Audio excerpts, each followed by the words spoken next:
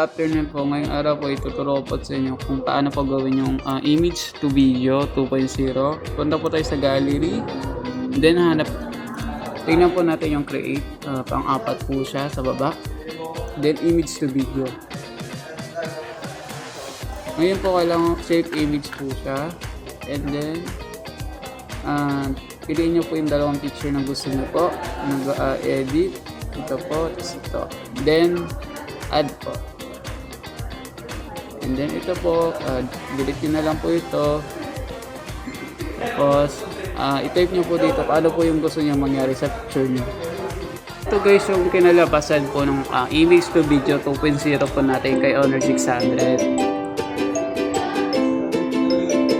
So, ang sinabi ko po sa command ko is gawin po akong si Goku.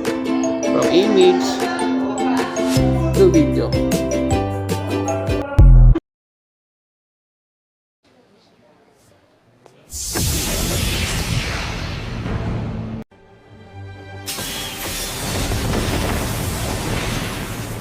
Hintayin na lang po natin yung mangyayari po.